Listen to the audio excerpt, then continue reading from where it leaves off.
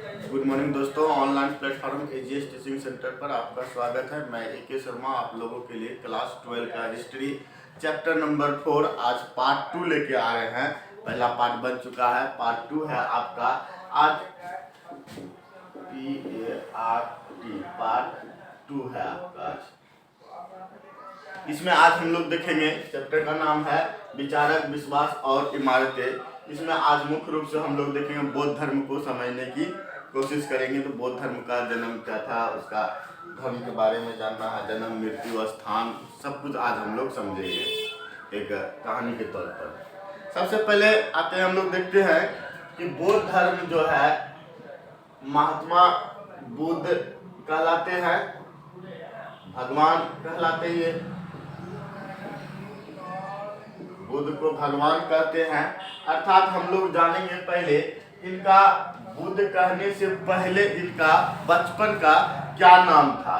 तो बचपन का नाम था महात्मा बुद्ध का बचपन का नाम था सिद्धार्थ। बचपन में इन्हें सिद्धार्थ के नाम से जाना जाता था। और इनका जन्म जो है 563 बीसी में लुम्बिनी कपिलवस्तु नामक जगह नेपाल के तराई वाले क्षेत्र में इनका जन्म हुआ था। नेपाल के तराई वाले, याद रखिएगा, लुम्बिनी कहाँ है आपका, नेपाल में, और कपिलवस्तु आपका नेपाल के तराई वाले क्षेत्र है, वहीं पे इनका जन्म हुआ था। मृत्यु की हम लोग बात करते हैं तो मृत्यु इनका 483 बीसी में कुशीनगर, देवरिया जिला, उत्तर प्रदेश में इनका मृत्यु हुए थे। कुशीनगर कहाँ है, देवरिया जिला, उत्तर प्रदेश, यूपी में उनका जन्म हुआ था। उत्तर प्रदेश मतलब यूपी। और मृत्यु की घटना को, बौद्ध धर्म में मृत्यु की घटना को कहते हैं महापरिनिर्वाण। बौद्ध धर्म में मृत्यु की घटना को क्या कहते हैं, महापरिनिर्वाण कहते हैं। और इनकी आयु कहते हैं 80 वर्ष की अवस्था में इनका क्या हो गए थे, मृत्यु हो गए थे। अर्थात 563 में 483 घटा दीजिएगा, आपका 80 वर्ष निकल जाएगा। 80 वर्ष की आयु में इनका क्या हो गए थे, मृत्यु हो गए थे। इनके माता का नाम क्या थे, महामाया। इनकी माता का नाम क्या था, महामाया। अर्थात इनके जन्म के 8 दिन के बाद ही जो इनकी माता का मृत्यु हो गए थे। जन्म के मात्र 8 दिन के बाद इनका मृत्यु हो गए थे। कहा जाता है इनकी माता जो अपने मायके जाते हुए रास्ते में जो है ना, नेपाल इधर जाते समय रास्ते में एक जंगल के पास इनका प्रसव पीड़ा हुआ था, और प्रसव पीड़ा के कारण जो है उन्हीं पे इनका जन्म हुआ था। और 8 दिन के अंदर में ही इनका क्या हो गया था, इनके माता का मृत्यु हो गए थे। पिता का नाम है इनका शुद्धोदन। गौतम बुद्ध के पिता का नाम क्या है, शुद्धोदन। और इनसे एक पुत्र की प्राप्ति हुई थी जिनका नाम था राहुल, और इनकी पत्नी का नाम थे यशोदा। इनकी पत्नी का नाम क्या थे, यशोदा। और इनके घर गृह त्याग करने की घटना को क्या कहलाता है, महाभिनिष्क्रमण। क्या कहलाता है, महाभिनिष्क्रमण। गौतम बुद्ध जो गृह त्याग किए थे 29 वर्ष की अवस्था में, इन्हों कहते हैं महापरिनिर्वाण। अर्थात 29 वर्ष की आयु में अपने घर को त्याग दिए थे, घर को छोड़ करके सन्यासी वाला जीवन अपनाने के लिए निकल गए थे। इनको ज्ञान की प्राप्ति की बात करते हैं। ज्ञान की प्राप्ति इनको बोध गया में हुआ था। ज्ञान कहाँ प्राप्त हुआ था, बोध गया में, पीपल वृक्ष के नीचे इसको ज्ञान की प्राप्ति हुई थी। अर्थात समझिएगा इनको 6 वर्ष तक लगा था ज्ञान प्राप्त होने में। तकरीबन 29 में घर छोड़े थे और 35 तक इसने ज्ञान की प्राप्ति किए थे। अर्थात 6 वर्षों तक इसने पीपल वृक्ष के नीचे बैठ करके तपस्या किए थे, तब इनको ज्ञान की प्राप्ति हुई थी। आगे देखते हैं हम लोग। और जिस नदी के किनारे इनको ज्ञान की प्राप्ति हुआ था गौतम बुद्ध को, उस नदी का नाम है निरंजना नदी। अर्थात पूछता है गौतम बुद्ध का जो है ना ज्ञान किस नदी के किनारे हुआ था, निरंजना नदी के किनारे, और बोध गया में पीपल वृक्ष के नीचे इनको ज्ञान की प्राप्ति हुए थे। किस कुल के थे गौतम बुद्ध, किस कुल के थे? गौतम बुद्ध जो है ना शाक्य कुल के थे, अर्थात राजा कुल के थे। राजा, इसके पिता शुद्धोधन क्या थे? राजा थे, शाक्य कुल के थे, उन्हीं कुल के पुत्र थे गौतम बुद्ध। इनका एक भाई था जिनका नाम था देवदत्त। गौतम बुद्ध के भाई का नाम क्या था? देवदत्त। और इनके समय में कौन सी भाषा चलते थे? तो भाषा की बात करते हैं तो हम लोग पाली भाषा चलता था। गौतम बुद्ध के समय कौन सी भाषा चलता था? पाली भाषा चलता था। अब गौतम बुद्ध के द्वारा त्रिरत्न दिया गया था। पूछता गौतम बुद्ध के त्रिरत्न कौन है? तो बौद्ध, धम्म, संघ। याद रखिए गौतम बुद्ध के त्रिरत्न कौन है? बौद्ध, धम्म, संघ। याद रखेगा ना जी, बौद्ध, धम्म, संघ गौतम बुद्ध के तीन रत्न थे। इनके द्वारा उपदेश दिया गया कार्य था। गौतम बुद्ध के द्वारा दिया गया उपदेश का पहला उपदेश इसने कहाँ दिया था? सारनाथ में दिया था। अर्थात जब इनको ज्ञान की प्राप्ति हो गया था तो ज्ञान प्राप्ति के बाद जो है सारनाथ में पहला उपदेश दिया था अपना गुरु कौंडल्य देव के साथ। और 5 ऐसे व्यक्ति थे, उनके साथ इनको ज्ञान की पहला उपदेश देने का काम किया था सारनाथ में। और इस ज्ञान देने की घटना को क्या कहलाते हैं? बौद्ध धर्म में धर्म चक्र परिवर्तन कहलाता है। बौद्ध धर्म में ज्ञान देने की घटना को क्या कहलाता है? धर्म चक्र परिवर्तन कहते हैं। दूसरी बार इसने ज्ञान कहाँ दिया था? श्रावस्ती में दिया था। गौतम बुद्ध पहली बार ज्ञान उपदेश कहाँ दिया था? तो सारनाथ में। और दूसरी बार ज्ञान कहाँ दिया था? आपका श्रावस्ती में। देखिए इनका गौतम बुद्ध का माता का तो 8 दिन की अवस्था में इनकी मृत्यु हो गई थे, छोटे में थे, शिशुअवस्था में मृत्यु हो गए थे।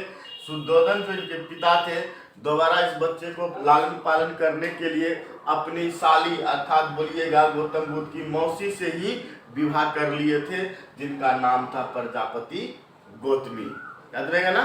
प्रजापति गौतमी की मौसी थी, अर्थात मौसी भी बोलिए या सौतेली माँ भी बोल सकते हैं। प्रजापति गौतमी कौन था? गौतम बुद्ध का मौसी या सौतेली माँ थे। विवाह गौतम बुद्ध का जो है ना मात्र 16 वर्ष की अवस्था में इनका विवाह करा दिया गया था। इनके द्वारा 4 आर्य सत्य दिया गया था। 4 आर्य सत्य क्या था?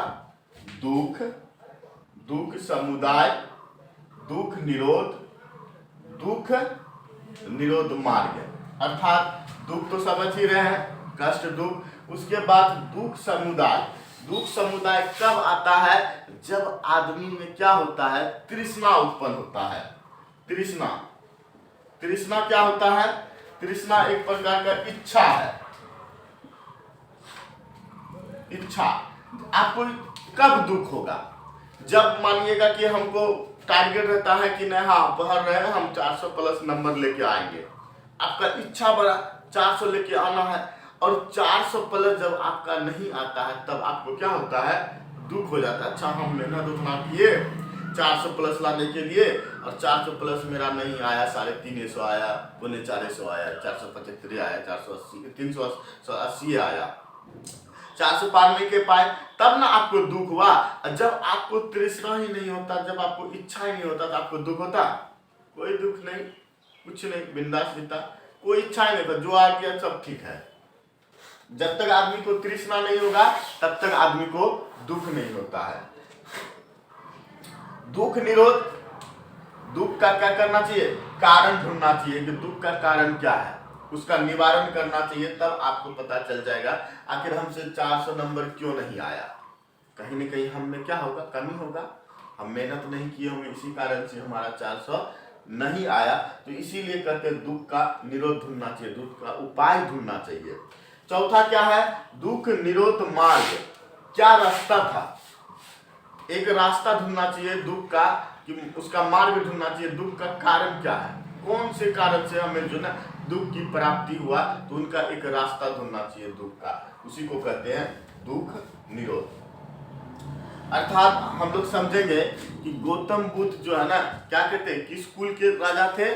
शाक्य कुल के राजा थे। पिता इनका शुद्धोधन थे। इनका माता का नाम क्या था? महामाया थे माता का नाम। बचपन में ही माता का क्या हो जाते हैं? मृत्यु हो जाते हैं। मृत्यु होने के पश्चात जो है इसके लालन पालन के लिए जो है शुद्धोधन एक इनकी मौसी से ही शादी कर ले, अर्थात शुद्धोधन अपने साली से शादी कर लेते हैं। गौतम बुद्ध के मौसी या फिर सतीली माँ कहिए, उन्हीं ने इनका क्या किया है, लालन पालन करने का काम किया है। और एक चीज और बोला जाता है कि इनकी मात्र जो है ना 16 वर्ष की अवस्था में इनका विवाह करवा दिया गया था, क्योंकि जानता था कि जब जन्म हुआ था उसी समय जो है इसका नामांकन के समय पता चल गया था कि ये बच्चा पंडित के द्वारा, ये ब्राह्मणों के द्वारा इसका कुंडली देख करके शुद्धोधन को बता दिया गया था ये बच्चा या तो क्या बनेगा, या तो प्रतापी राजा बनेगा, या तो बड़ा एक क्या बनेगा, आपका सन्यासी बनेगा। जिसके कारण से गौतम बुद्ध ने इनका विवाह जो है ना विवाह संबंध में बहान करके जो है ना चाहता था ताकि ये राजा कुल में रहे, इसीलिए 16 वर्ष की अवस्था में इनका विवाह करा दिया था, जिनका नाम था यशोदा। यशोदा नामक लड़की से इनका विवाह करा दिया था और इनसे एक पुत्र की प्राप्ति हुआ था, जिनका नाम था क्या, राहु। गलती से कहते हैं गौतम बुद्ध के मुंह से निकल गया था कि इनका नाम, ये तो मेरा जीवन में राहु आ गया, इसीलिए उनका नाम क्या पड़ गया था, राहुल पड़ गया था। एक इनके भाई थे जिनका नाम था देवदत्त। और कहते हैं कि रात के समय, भोर के समय 3 बजे 4 बजे भोर के ही समय जो है ना गौतम बुद्ध जो है ना अपने घर को छोड़ने के लिए तैयार होकर के 29 वर्ष की अवस्था में सन्यासी जीवन व्यतीत करने के लिए ये निकल पड़े बोध गया में। और बोध गया में जाकर के एक पीपल वृक्ष के नीचे बैठ करके तपस्या करने लगे। लगातार इसमें 6 वर्षों तक बिना अन्न जल ग्रहण किए हुए 6 वर्षों तक धूप वर्षा पानी में जो है ना बैठ करके कड़ी तपस्या किए। कड़ी तपस्या के बाद 6 वर्षों के बाद तब इनको ज्ञान की प्राप्ति हुआ। जब ज्ञान की प्राप्ति हुआ तब ये गौतम से बुद्ध कहलाए। क्या कहलाए, गौतम से बुद्ध कहलाए। अर्थात इसे जो है ना एशिया का लाइट ऑफ पुंज कहा जाता है, यानी कि एशिया का प्रकाश कहा जाता है। एशिया का लाइट ऑफ पुंज किसे कहा जाता है, गौतम बुद्ध को कहा जाता है कि एशिया का क्या है, प्रकाश पुंज है। अर्थात गौतम बुद्ध अपने यहाँ से भी सन्यासी जीवन व्यतीत करके जो ना धीरे धीरे वो क्या किए, जगह जगह पर जा करके अपना उपदेश देना स्टार्ट किए। तो पहला उपदेश इसने, पहली जब ज्ञान की प्राप्ति हुआ था, ज्ञान प्राप्ति के बाद जो ना पहला उपदेश इसने कहाँ दिया था, तो पहला उपदेश आपका दिया था सारनाथ में। सारनाथ में जो ज्ञान उपदेश दिए तो किसी को नहीं दिए, यही अपने इनके मित्र थे और कुछ इनके जो ना गुरु कहते हैं 5 इनके मित्र थे, मित्र को ही सबसे पहले अपना उपदेश दिए थे। उपदेश देने के बाद पहला उपदेश का सारनाथ में, इस उपदेश की घटना को क्या कहलाया था, धर्म चक्र परिवर्तन कहलाता है। और उसके बाद जो सारनाथ में उपदेश देने के बाद वो वहां से मूव कर जाते हैं और उसके बाद वो चले जाते हैं कहाँ, श्रावस्ती में चल जाते हैं। उसके बाद सबसे ज्यादा उपदेश कहाँ देते हैं, श्रावस्ती में देते हैं। प्रथम बात कहाँ देते हैं, सारनाथ में देते हैं। सबसे अधिक श्रावस्ती में जाकर के उपदेश देते हैं। उपदेश देने के बाद इसके द्वारा 4 आर्य सत्य कहा गया था। दुख, दुख समुदाय, दुख निरोध, दुख निरोध मार्ग कहा गया था। दुख में अर्थात आदमी का दुख किस प्रकार से होता है, और दुख समुदाय में आदमी का तृष्णा क्या रहता है। तृष्णा के जब तक आदमी को इच्छा नहीं होगा तब तक आदमी को दुख नहीं होगा।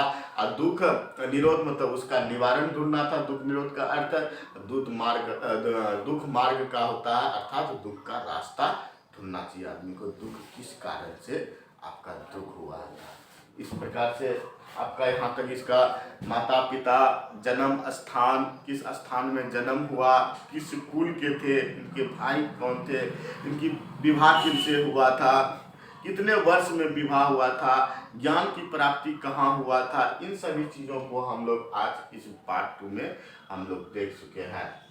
अगर अच्छा लगे तो लाइक सब्सक्राइब जरूर कीजिएगा। चलिए, जय हिंद, जय भारत। स्क्रीनशॉट ले लीजिए इसका।